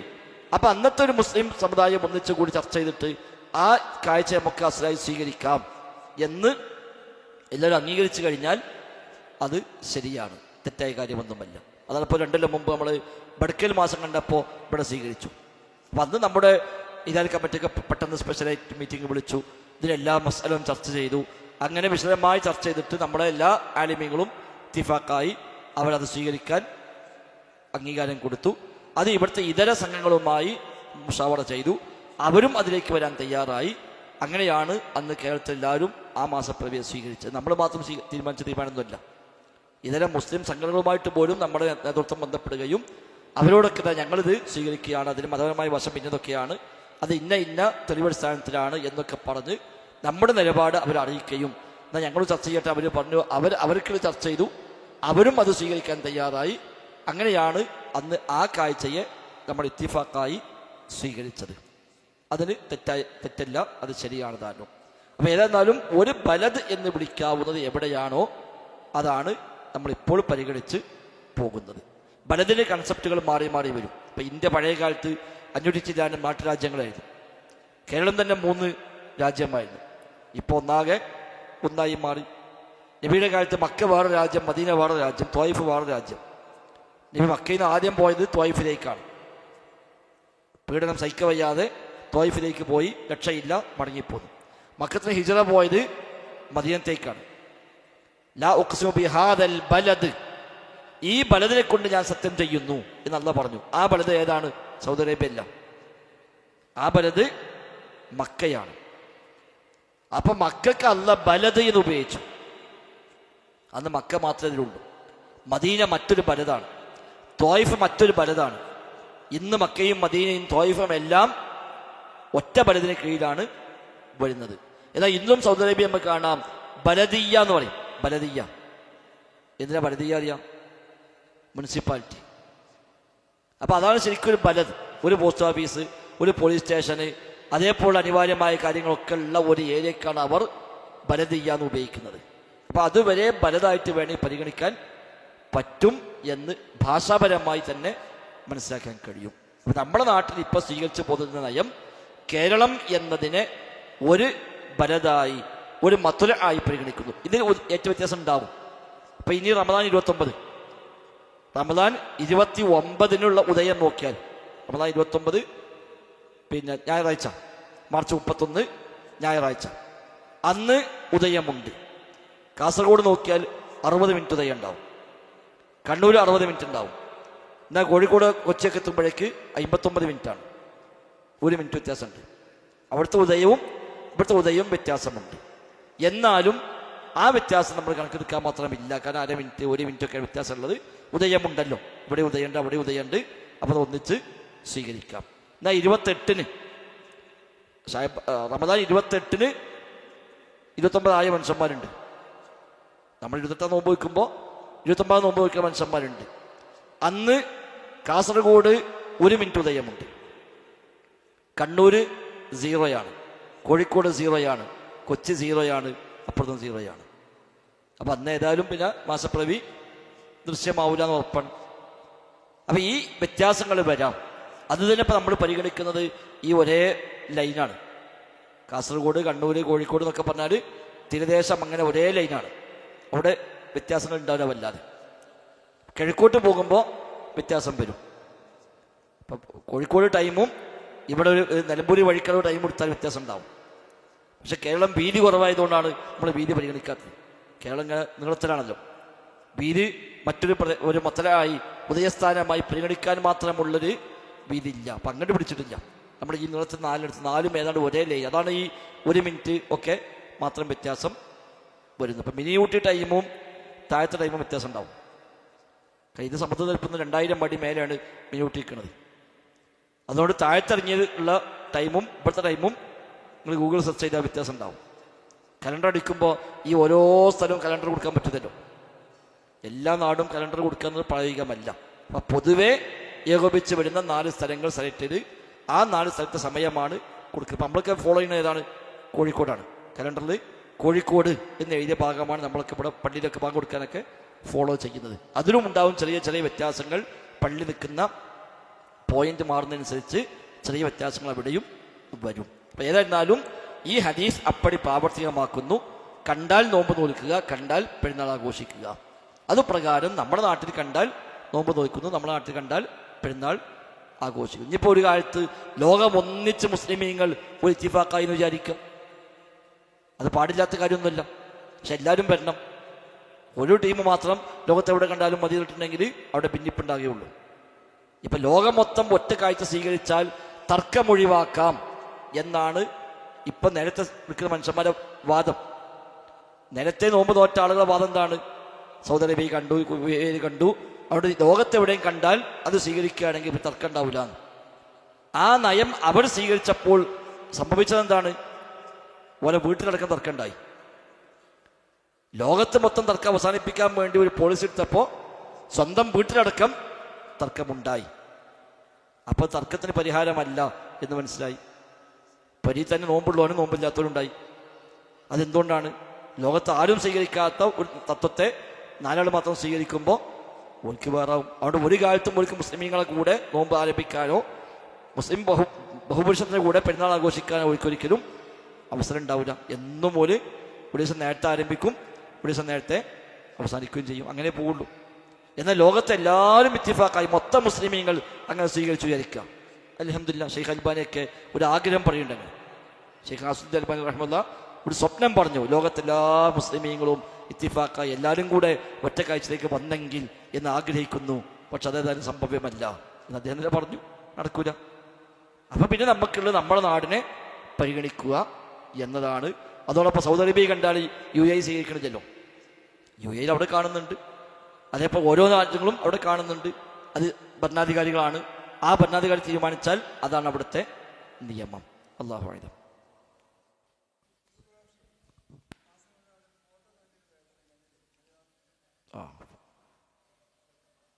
വലുതായി കണ്ടു ഉണ്ടാവും. ഇപ്രാവശ്യം മാസം കാണുമ്പോൾ വലുതായി കണ്ടു. സാധാരണ കൂട്ടായി കാണുന്നത് ഇപ്രാവശ്യം നമ്മൾ കൂട്ടമായി കണ്ടു. അതെ, അപ്പം അത് കണ്ടപ്പോൾ ആളുകൾ പറയും ഇത് ഒന്നല്ല, ഇത് രണ്ടാണ് എന്നൊക്കെ പറയും. എല്ലാവരുടെ ഫോണിലും ഫോട്ടോ വന്നു, മാസം കണ്ടൊക്കെ പറഞ്ഞിട്ട് അപ്പം ചെറിയ പറയും ഇതിപ്പോൾ എന്തായാലും ഒന്ന് മിസ്സേക്കണ് ഇല്ല. എന്തുകൊണ്ട് അങ്ങനെ കണ്ടത്? ചന്ദ്രന്റെ പ്രായം കൂടുന്നതനുസരിച്ച് വലിപ്പം കൂടും. യഥാർത്ഥത്തിൽ ചന്ദ്രൻ ഉദിക്കണില്ല അസ്തമിക്കണില്ലല്ലോ. ചന്ദ്രൻ അവിടെ ഉണ്ടല്ലോ. അത് അസ്തമിച്ച് പോകുന്നുമില്ല, ഉദിച്ചു വരുന്നില്ല. നമുക്ക് ആപേക്ഷികമായിട്ടാണ് ഉദയാസ്തമയമുള്ളത്. നമ്മൾ സൂര്യൻ്റെ ലൈറ്റ് ചന്ദ്രനിലേക്ക് അടിച്ച് റിഫ്ലക്റ്റ് ചെയ്യുമ്പോൾ നമ്മൾ കാണുന്നതിനനുസരിച്ചാണ് ഇതിൻ്റെ വലിപ്പം കൂടുമ്പോൾ. അല്ലാതെ ചന്ദ്രന് വലിപ്പം കൂടുന്നില്ല, കുറയുന്നില്ല. അതാ വലിപ്പം ഉണ്ടാവും. അത് 24 hour ഇവിടെ ഉണ്ടാവും ചെയ്യും. 2 ദിവസം കാണാൻ പറ്റാതെ പോകും. ബാക്കി ദിവസങ്ങൾ ഏറ്റവും വ്യത്യാസത്തിൽ കാണാൻ കഴിയും. ഇതാണ് ഇപ്പോൾ ഉദയാസ്തമയം എന്ന് പറഞ്ഞത്. സൂര്യനും അങ്ങനത്തെ. സൂര്യൻ അസ്തമിക്കണില്ലല്ലോ. സൂര്യാസ്തമയം ആപേക്ഷികമാണ്. കടപ്പുറത്ത് പോയിന്നാൽ അസ്തമിക്കാൻ കുറച്ചുകൂടി വൈകും. ഒരു 4 നില ബിൽഡിങ്ങിന് മേലെ കയറിയാൽ ഇവിടുന്ന് ഉള്ളവനെ അസ്തമിച്ചാലും ഓനോടന്ന് കാണാൻ പറ്റും. ബുർജ് ഖലീഫിനെ മേലെ കയറിയാൽ പിന്നെയും വ്യത്യാസം ഉണ്ടാവും. 36 കിലോമീറ്റർ വ്യത്യാസം ഉണ്ടാവും. താഴെ നിൽക്കുന്ന ആളേക്കാൾ 32 കിലോമീറ്റർ വ്യത്യാസമുണ്ട് ബുർജ് ഖലീഫിനെ മേലെ കയറിയ ആൾക്ക്. 4 മിനിറ്റ്. അതെ, 4 മിനിറ്റ്. താഴെ നിൽക്കുന്ന ആൾക്ക് അസ്തമിച്ച് 4 മിനിറ്റ് കഴിഞ്ഞിട്ടാണ് അതിന് ടോപ്പിൽ കയറിയ ആൾക്ക് അസ്തമിക്കുക. അപ്പം അത് ആപേക്ഷികമാണ്. മനുഷ്യന്റെ നിൽക്കുന്ന പൊസിഷനൊക്കെ അനുസരിച്ച് ഓന കാഴ്ചയിലുള്ള മാറ്റമാണ് അസ്തമനം എന്ന് പറയുന്നത്. ഒരു പുതിയ ചന്ദ്രൻ പിറവിയെടുത്ത് അതിന് ദൃശ്യയോഗ്യമായി ഇങ്ങനെ വലുതായി വലുതായി വലുതായി വന്ന് നമ്മൾ കാണാവുന്ന ലെവലിലേക്ക് എത്തുന്ന ഒരു സ്റ്റേജുണ്ട്. അപ്പോഴാണ് നമ്മൾ കാണുക. ഒരു പക്ഷെ ഒരു പുതിയ ചന്ദ്രൻ ഉച്ചയ്ക്ക് പിറവിയെടുക്കും. ഉച്ചയ്ക്ക് പിറവിയെടുത്താൽ മഗ്‌രിബിന് ശേഷം ചിലപ്പോൾ ഒരു 50 മിനിറ്റ് ഉണ്ടെങ്കിൽ പോലും ചിലപ്പോൾ കാണൂല. ഉച്ചയ്ക്ക് പുതിയ ചന്ദ്രൻ ന്യൂ മൂൺ പിറവിയെടുത്താൽ മഗ്‌രിബ് ആകുമ്പോഴേക്ക് 4 മണിക്കൂറോ 5 മണിക്കൂറോ ആണ് അതിന് പ്രായമായത്. ആ സമയത്ത് സൂര്യൻ അസ്തമിച്ച് 50 മിനിറ്റ് കഴിഞ്ഞ് ചന്ദ്രൻ അസ്തമിക്കുന്നു എന്ന് പറഞ്ഞാലും കാണാൻ കഴിയില്ല. കാണാൻ മാത്രം വലിപ്പം അതിനുണ്ടാവില്ല. എന്നാൽ ഒരാൾ കണ്ടു എന്നയാൾ വാദിച്ചാലോ, അയാൾ വിശ്വസ്തനാണെങ്കിൽ നീതിമാനാണെങ്കിൽ നമ്മൾ അംഗീകരിച്ചേ പറ്റൂ. അയാൾ കളവ് പറഞ്ഞാണെങ്കിലോ അത് അയാൾ ഉത്തരവാദിത്തം, നമുക്കതിന് ബാധ്യതയില്ല. എന്നാൽ രാവിലെ പിറവിയെടുത്ത ചന്ദ്രൻ അപ്പോൾ വൈകുന്നേരം ആകുമ്പോഴേക്ക് ഇപ്പോൾ 10 മണിക്കൂർ 12 മണിക്കൂറൊക്കെ മിനിറ്റ് ഉണ്ടാവും. അപ്പോൾ ഒരു പക്ഷേ 10 മിനിറ്റ് ഉള്ളെങ്കിലും ചിലപ്പോൾ കാണും. ഇനി രാത്രി പിറവിയെടുത്ത ചന്ദ്രൻ അപ്പോൾ വീണ്ടും സമയം കൂടും. ഇപ്രാവശ്യം നമ്മൾ കണ്ടത് ഏതാണ്ട് 36 മണിക്കൂർ പിന്നിട്ട ചന്ദ്രനെയാണ്. അപ്പോൾ കുറച്ച് വലുതായി കാണും, കുറച്ച് ഉയരത്തിൽ കാണും. അത് കണ്ടിട്ട് ഇന്ന് 2 പറയാൻ പറ്റൂല. അതേ ചന്ദ്രൻ 50 മിനിറ്റ് ഉണ്ടായാലും ചിലപ്പോൾ കാണാതെ പോവുകയും ചെയ്യും. അപ്പം അതുമാത്രം വെച്ചിട്ട് ദിവസം തീരുമാനിക്കാൻ നമുക്ക് വകുപ്പില്ല. നമ്മൾ എപ്പോഴാണോ കണ്ടത് അവിടെ മുതൽ പരിഗണിക്കുക. നബിയുടെ കാലത്ത് ഉണ്ടായി, മാസപ്പിറവി കണ്ടില്ല, മേഘം മൂടി, ഒരു 30 പൂർത്തിയാക്കി, പിറ്റേന്ന് വലുതായി കണ്ടു. അപ്പം അതിലും പറഞ്ഞു ഇത് 2 ഇത് 1 അവൻ നബി അല്ല, നിങ്ങൾ കണ്ടത് എന്നാണോ അതിൻ്റെതായി കണക്കാക്കിക്കൊള്ളുക എന്നാണ് നബിതങ്ങൾ അവിടെ പഠിപ്പിച്ചത്. അതാണ് നമുക്കത് സ്വീകരിക്കാനുള്ള മാനദണ്ഡവും. അല്ലാഹു അഅലം.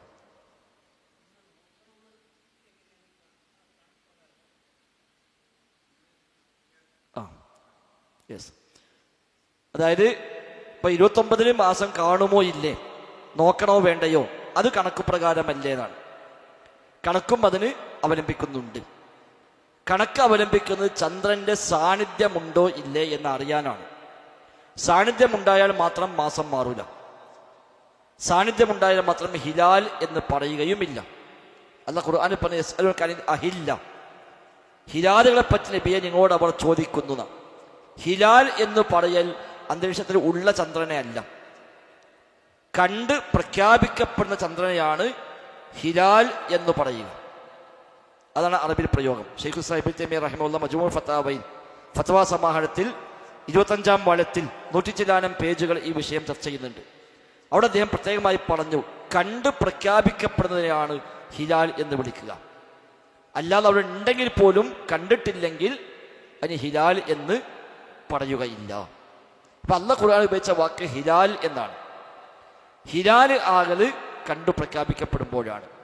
എന്നാൽ പിന്നെ എന്തിനാണ് കണക്ക്? ഇപ്പൊ സൂര്യൻ 6:37 അസ്തമിച്ചു, ചന്ദ്രൻ 6:30 അസ്തമിച്ചു സങ്കല്പിക്കുക. എങ്കിൽ പിന്നെ ഇനി 6:30 ശേഷം ആ ചന്ദ്രനെ നോക്കാൻ പോകേണ്ട കാര്യമില്ല. 6:30 അസ്തമിച്ച ചന്ദ്രനെ ഇനി 38 ശേഷം കാണുമോ എന്ന് പോയി നോക്കേണ്ട കാര്യമില്ല. ഇല്ലെന്ന് മനസ്സിലാക്കാൻ ഈ കണക്ക് അവലംബിക്കാം. അപ്പൊ ഈ കണക്ക് തെറ്റൂലേ? കണക്ക് തെറ്റൂല, കണക്ക് കൂട്ടൽ തെറ്റാം. കണക്ക് അല്ല വെച്ചാണ്, അത് തെറ്റൂല. അത് കൂട്ടുന്നത് തെറ്റാം. അങ്ങനെ തെറ്റിന് വിചാരിക്കാം. 6:30 അസ്തമിച്ചു എന്ന് കണക്ക് പ്രകാരം ബോധ്യപ്പെട്ട ചന്ദ്രൻ 6:50 ആകാശത്തുണ്ട്. എന്നാൽ നമ്മുടെ നോമ്പിന് മാത്രമല്ലല്ലോ അത് വിഷയമാകാം, അത് ലോകാത്ഭുതമായിരിക്കൂലേ. പിറ്റേന്ന് പേപ്പറിലെ വലിയ ഹെഡിങ് എന്തായിരിക്കും? ഈ വിഷയമായിരിക്കും. ഉള്ള ചാനലിലും ഉള്ള ടി വിയിലും ഉള്ള ശാസ്ത്രജ്ഞന്മാരെ മുഴുവൻ ചർച്ച ഇതായിരിക്കും. കാരണം ഓലൊക്കെ 6:30 അസ്തമിച്ചു കണക്കൂട്ടിയത് പിന്നെ 6:50 പിന്നെ വന്നേക്കണ്. അപ്പൊ അതെന്തോ വലിയൊരു അത്ഭുത പ്രതിഭാസമാണ്. അത് നോമ്പിന്റെ വിഷയം മാത്രമൊന്നുമല്ല, അത് ലോകം മൊത്തം വലിയ ചർച്ചയാകും. പതിറ്റാണ്ടുകൾ വലിയൊരു വിഷയമായി ശാസ്ത്രലോകം അതെടുക്കും. അല്ലാതെ നമ്മൾ 4 ആൾ മാത്രം നോമ്പൊഴിക്കുന്നതിന് മാത്രമുള്ളതല്ലല്ലോ ചന്ദ്രൻ. അപ്പൊ അങ്ങനെ ഒന്നും ഉണ്ടാവില്ല. അപ്പൊ ഇല്ല എന്ന് മനസ്സിലാകാൻ കണക്ക് അവലംബിക്കുന്നു, ഉണ്ടെന്ന് മനസ്സിലാക്കാനും കണക്ക് അവലംബിക്കുന്നു. അപ്പൊ ഇല്ലെന്ന് സ്ഥിരപ്പെടാൻ കണക്ക് മതി, ഉണ്ടെന്ന് സ്ഥിരപ്പെടാനും കണക്ക് മതി. പക്ഷെ ആ ഉണ്ടായാ പോരാ, കാണണം, അതിന് കണക്ക് പോരാ. അപ്പൊ ഇപ്പൊ ചില ആളുകൾ വെച്ചാല് കാണണം, പക്ഷെ കണക്കൊണ്ട് കണ്ടാൽ മതി, കണ്ണോട് കാണണ്ടെന്നാണ്. കണക്ക് കൊണ്ട് കണ്ടാൽ മതി, കണ്ണുകൊണ്ട് കാണണ്ട, അത് പറ്റൂല. അങ്ങനെ പറഞ്ഞിട്ടില്ല. കാണാൻ തന്നെയാണ് നബി തങ്ങൾ പറഞ്ഞത്, കണ്ടാലാണ് തീരുമാനിക്കാൻ പറഞ്ഞത്. മാത്രമല്ല ലോകത്ത് മുഴുവനുമുള്ള മുസ്ലിമീങ്ങൾക്ക് എല്ലാം അനായാസേന സ്വീകരിക്കാവുന്ന മാർഗം കാഴ്ചയാണ്. കണക്ക് എന്നുള്ളത് ആരാ കൂട്ടിയത്, എവിടുന്നാ കിട്ടിയത്, ആരാ അത് പരിശോധിച്ചത്, അതൊക്കെ വിഷയമുണ്ടല്ലോ. കാഴ്ച ഏതൊരാൾക്കും പറ്റും, കണക്കത് അറിയണവന് മാത്രമേ പറ്റുള്ളൂ. അപ്പൊ എല്ലാവർക്കും സ്വീകരിക്കാൻ പറ്റിയ രീതി ഇതാണ്. മാത്രവുമല്ല കാഴ്ചയെ അടിസ്ഥാനമാക്കി എന്നത് ഇസ്ലാമിന്റെ മുഴുവത്താണ്. ഇബ്നു തൈമിയ്യ പറഞ്ഞു സൂമൂലി റുയത്തിഹി, കാഴ്ചയുമായി ഇതിനെ ബന്ധിപ്പിച്ചു വന്നത് ഇസ്ലാമിന്റെ മുഴുവത്ത്. കാരണം ഏത് നാട്ടിലും ഏത് കാലഘട്ടത്തിലും ഖിയാമത്ത് വരെയുള്ള ഏത് മനുഷ്യന്മാർക്കും സ്വീകരിക്കാൻ പറ്റിയ പണിയാണിത്. മറ്റു കണക്കറിയാത്ത ഒരു സമൂഹം ഉണ്ടെങ്കിലോ അവർക്ക് സ്വീകരിക്കാൻ പറ്റുന്നല്ലോ. ഇതൊക്കെ ഇല്ലാതായ ഒരു സമയം എന്ന് വിചാരിക്കാം. ഇതൊക്കെ തകർന്ന് ഇപ്പൊ ഫലസ്തീൻ അതാ, ഒന്നുമില്ല, കരണ്ടുമില്ല, വെള്ളമില്ല, ഒന്നുമില്ല. അങ്ങനത്തെ അവസ്ഥ ചിലപ്പോൾ അവർക്ക് സഹായം നൽകുമാറാവട്ടെ. അങ്ങനത്തെ ഒരു ഘട്ടം വന്നു. ഇതൊന്നും അറിയാനും ഒന്നും സംവിധാനമില്ല. ഓർക്കും പറ്റിയ പണിയാണ് മേപ്പെട്ട് വെക്കുക എന്നുള്ളത്. ഒരു സംവിധാനം വേണ്ട. അപ്പൊ അത് ഇസ്ലാമിന്റെ മുഴുവത്താണ് ഇതിനെ കാഴ്ചയുമായി ബന്ധിപ്പിച്ചു വന്നത് എന്ന് ഇബ്നു തൈമിയ്യ റഹിമഹുല്ലാ മജ്മൂ ഫതാവ 25-ാം വാള്യത്തിൽ അദ്ദേഹം അത് വിശദീകരിച്ചത് കാണാൻ കഴിയും. അല്ലാഹു അഅലം. കേട്ടില്ല? ബൈനോക്കുലർ ഉപയോഗിക്കാം, കണ്ണുകൊണ്ടിനെ കാണുന്നില്ല, ബൈനോക്കുലർ ഉപയോഗിക്കാം, കണ്ണാട വെക്കാം, ഒന്നും പ്രശ്നമില്ല. കണ്ണാട വെക്കാൻ പറ്റൂല ഇതൊന്നുമില്ല, അതൊക്കെ കാണാം. പക്ഷെ മനുഷ്യനെ കണ്ണുകൊണ്ട് അവൻ കാണണം എന്ന് മാത്രം. അസ്സലാമു അലൈക്കും. കേട്ടില്ല?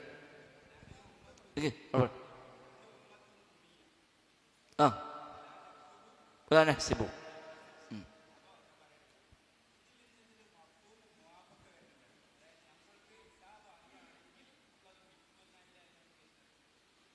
അല്ല,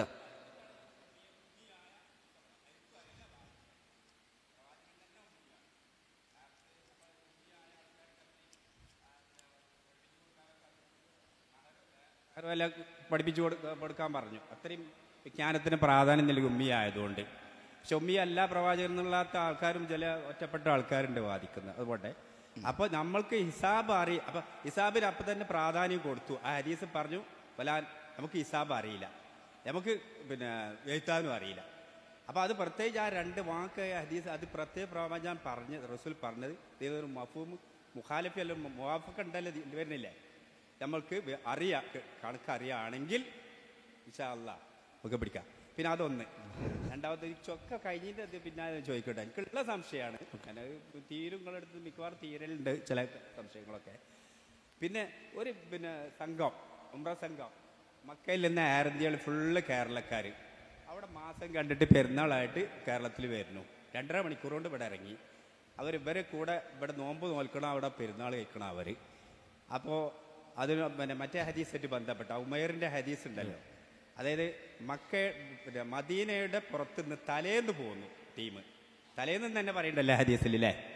തലേന്ന് വന്നതുകൊണ്ട് എനിക്കറിയാത്ത ഒരു കാര്യം അതിലുള്ളത് വെച്ചാൽ ആ ദൂരത്തിൻ്റെ പരിധി യമനിൽ നിന്നാണെങ്കിൽ അതിൽ നിന്നും സന്നാ യമന്, അതുപോലെ നെജറാൻ്റെ ഒരു ഭാഗമൊക്കെ യമനാണ് മുമ്പ്.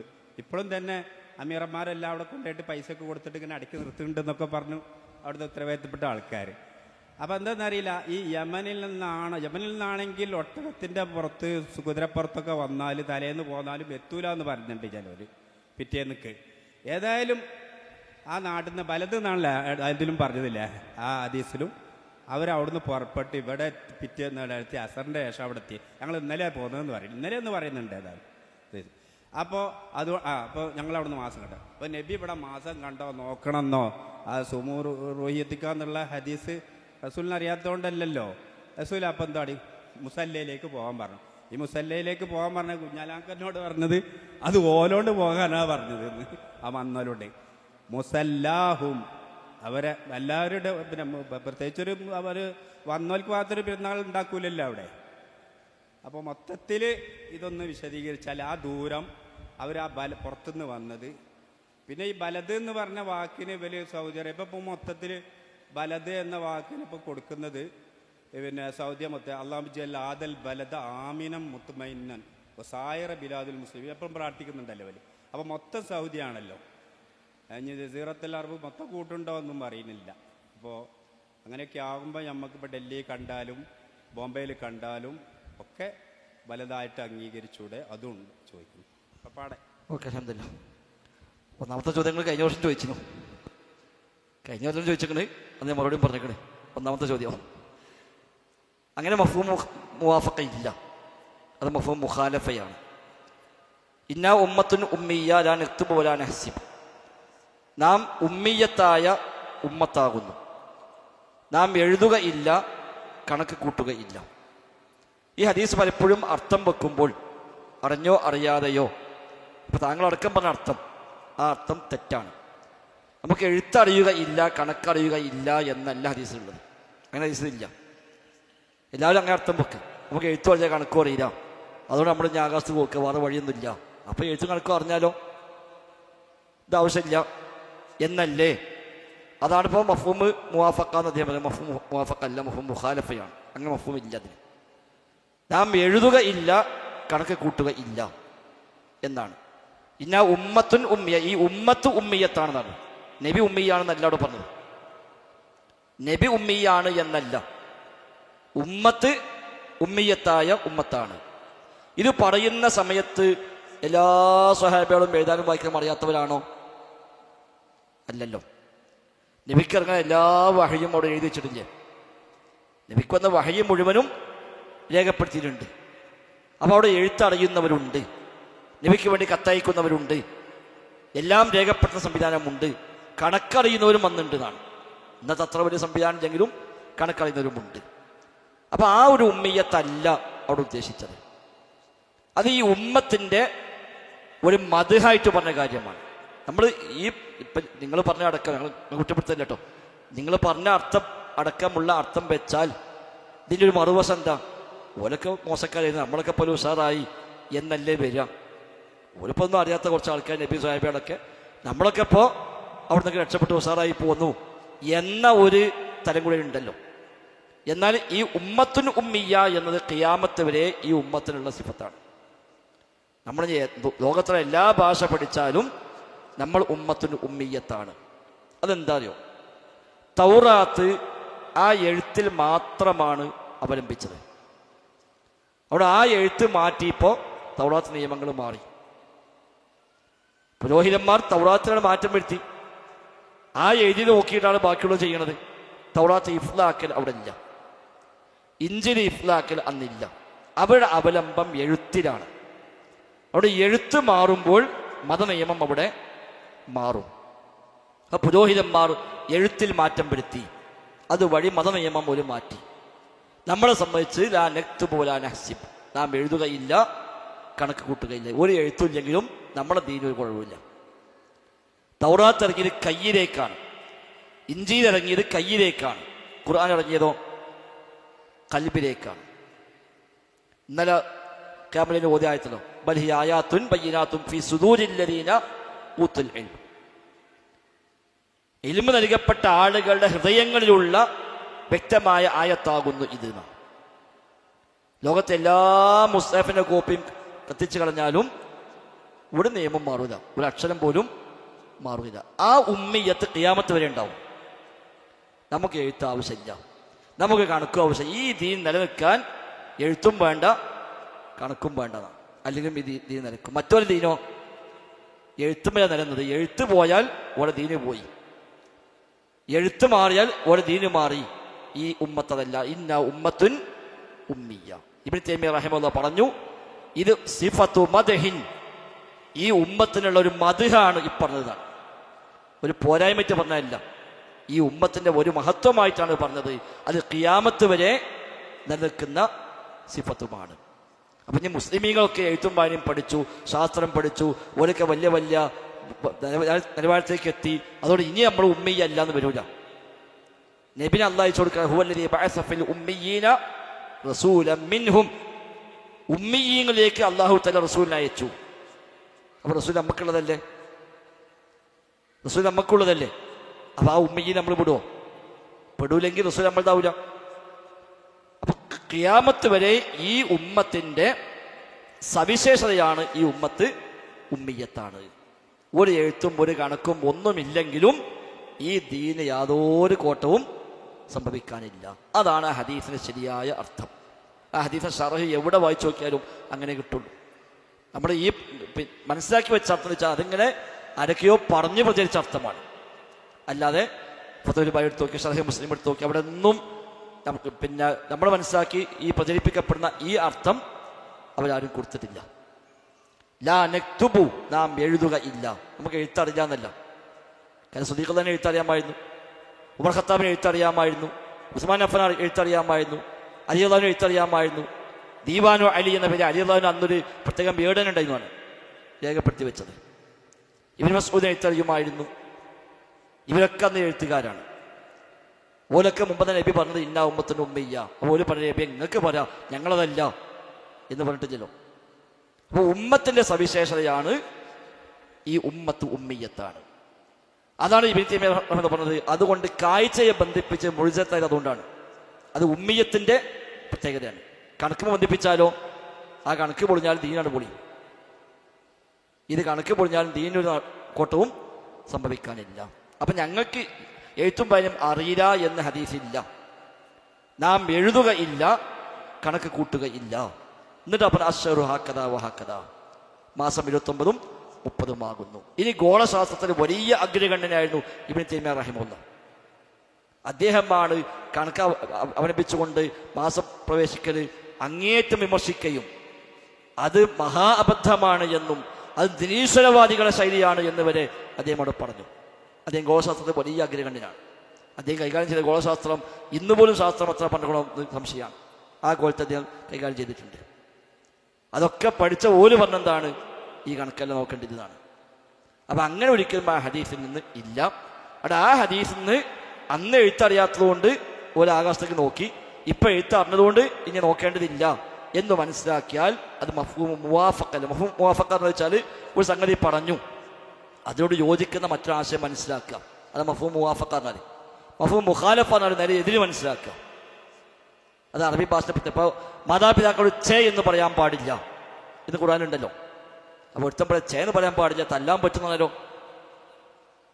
ചേ എന്ന് പറയാൻ പാടില്ല എന്ന് പറഞ്ഞാൽ അതിൻ്റെ മഫ്ഹൂമാണെന്ത്, തല്ല ഏതായാലും പറ്റില്ല. ചേന്ന് പോലും പറയാൻ പറ്റില്ലെങ്കിൽ പിന്നെ അടിക്കാൻ ഏതായാലും പറ്റില്ല.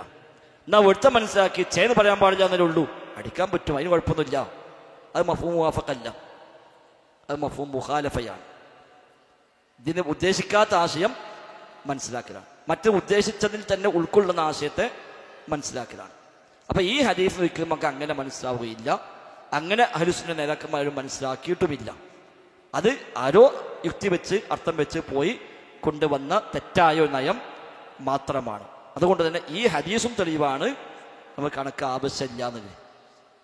ഹദീസായി തെളിവാണ്, നമുക്ക് കണക്ക് ആവശ്യമില്ല. മാത്രമല്ല ഇമാം അസ്ഖലാനി ഫത്ഹുൽ ബാരിയൊക്കെ പറയുന്നുണ്ട്, ഈ ഉമ്മത്തിൽ കണക്കെന്നവർ ഉണ്ടായിട്ടുണ്ട്, എന്നാൽ പോലും അതല്ല അവലംബിക്കേണ്ടത്.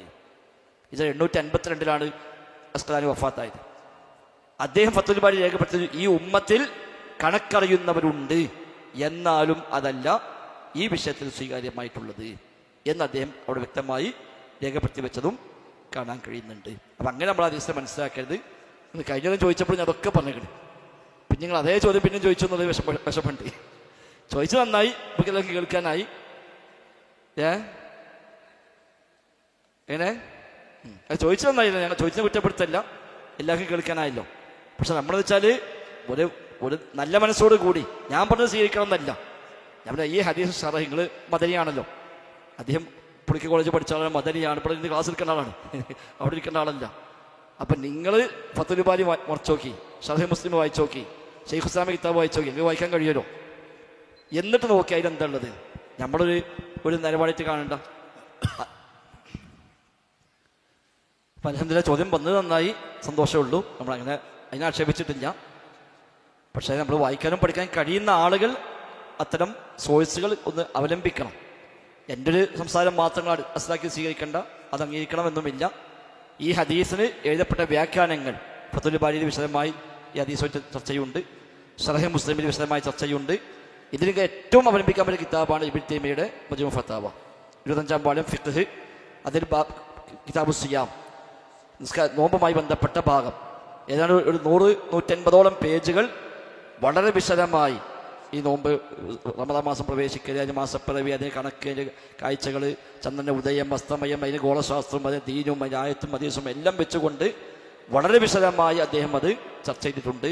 അതൊന്ന് മനസ്സിലെത്തി ഒരാവർത്തി വായിച്ചാൽ തന്നെ എല്ലാ സംശയം നമുക്കതിൽ തീരും. അപ്പോൾ ആ നിലക്ക് ഒന്ന് പഠിക്കാൻ നമ്മൾ തയ്യാറാകണം. ഇനി നമ്മൾ വിസ്തം ഇറക്കിയ മാസപ്പിറവി കണക്കും കാഴ്ചയും എന്ന ഒരു കൊച്ചു പുസ്തകമുണ്ട്, നമ്മളൊരു പോളിസി നിലപാട് പറഞ്ഞുകൊണ്ട്. അതിലും ഇതൊക്കെ അവലംബിച്ചുകൊണ്ടാണ് തയ്യാറാക്കിയുള്ളത്. അബ്ദുൽ മാലിക് സലഫിയാണ് ആ പുസ്തകം തയ്യാറാക്കിയ ആൾ. ഏതാണ്ട് നമ്മുടെ രചനയിലേക്കുള്ള ഒരുവിധം എല്ലാവരും അത് പരിശോധിച്ചിട്ടുണ്ട്. ആ നിലയ്ക്ക് ഇറക്കിയ പുസ്തകമാണ്, വെറും ഒരു ബുക്ക് ഇതിനെ കൊടുത്തതല്ല. അദ്ദേഹം തയ്യാറാക്കി നമ്മൾ സംസ്ഥാന സമിതി അത് പ്രസൻറ്റ് ചെയ്തു. എല്ലാവരും അത് പരിശോധിച്ചു, വായിച്ചു, അഭിപ്രായങ്ങൾ പറഞ്ഞു, എഡിറ്റിങ്ങൾ എഴുതി, എന്നിട്ടാണ് ആ പുസ്തകം തയ്യാറാക്കിയിട്ടുള്ളത്. അപ്പോൾ ആ നിലക്ക് നമുക്കത് പഠിക്കാൻ തയ്യാറാകണം എന്നാണ് സൂചിപ്പിക്കാനുള്ളത്. പിന്നെ മൂന്നാമത്തെ ചോദ്യം പറഞ്ഞത്, രണ്ടാമത്തെ ഞാൻ പറയാം. മൂന്നാമത്തെ പറഞ്ഞത് ബലത് വിശാലമായി കണ്ടുകൂടെ, കാണാം എന്നത്തെ പറഞ്ഞല്ലോ. എന്നത്തെ പറഞ്ഞു ഇന്ത്യ മൊത്തം ഒരു ബലതായി സ്വീകരിക്കാം, പക്ഷേ ഇന്ത്യൻ മുസ്ലിമീങ്ങൾ മൊത്തം അതിലേക്ക് എത്തണം.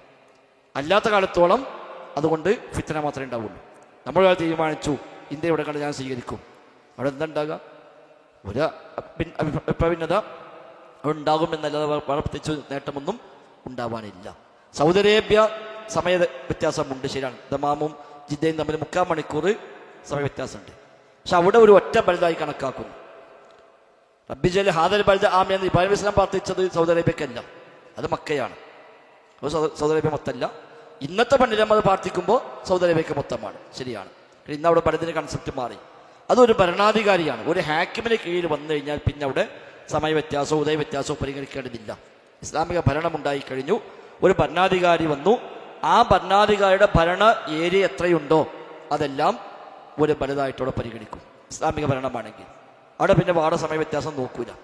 അതുകൊണ്ട് സൗദി അറേബ്യയിൽ ഭരിക്കുന്ന ഭരണാധികാരി മാസപ്പിറവി ദൃശ്യമായതായി നാളെ 1 പ്രഖ്യാപിച്ചു കഴിഞ്ഞാൽ അത് ജിദ്ദിയിലല്ലേ കണ്ടത്, ദമാമിൽക്ക് ബാധകമല്ല എന്ന് പറയാൻ പറ്റൂല. അത് സ്വീകരിച്ചേ പറ്റൂ. അവിടുത്തെ ഒരു സൗദിക്ക് ഞാൻ സ്വീകരിക്കൂല എന്ന് പറയാൻ നിർവാഹമില്ല. അത് ഹാക്കിമിനെ അംഗീകരിക്കുന്നതിൻ്റെ ഭാഗമാണ്. ഹാക്കിം അതിൽ അധികാരമുള്ള അതോറിറ്റിയാണ്. ആ ഹാക്കിം പ്രഖ്യാപിച്ചു കഴിഞ്ഞാൽ അതാണ് അവിടുത്തെ നിയമം. ഇന്ത്യയിൽ അങ്ങനത്തെ ഹാക്കിമില്ല. ഇന്ത്യ മൊത്തം അങ്ങനെ ഒരു മുസ്ലിമീങ്ങളെ ഭരണമില്ല, അങ്ങനത്തെ ഹാക്കിമില്ല. അതുകൊണ്ട് നമ്മൾ ചെയ്യുന്നതാണ് ഇവിടുത്തെ ഇസ്ലാമിക സംഘടനകൾ, അതേപോലെ ഇസ്ലാമിക ഖാദിമാർ, ഇങ്ങനെയൊക്കെയുള്ള സംവിധാനമാണ് നമ്മൾ ഇവിടെ ഫോളോ ചെയ്യുന്നത്. അതുകൊണ്ട് ആ സംവിധാനങ്ങൾ സ്വീകരിച്ചു പോകുന്ന നയത്തെ പിൻപറ്റുകയാണ് നമ്മളവിടെ ചെയ്യേണ്ടത്. അല്ലാഹു അഅലം. പിന്നെ ഒരു അന്യ നാട്ടിൽ നിന്ന് വന്ന് ഞങ്ങൾ കണ്ടു എന്ന് പറഞ്ഞ സംഭവമാണ്, വിശദമായി പറയേണ്ടതാണ്.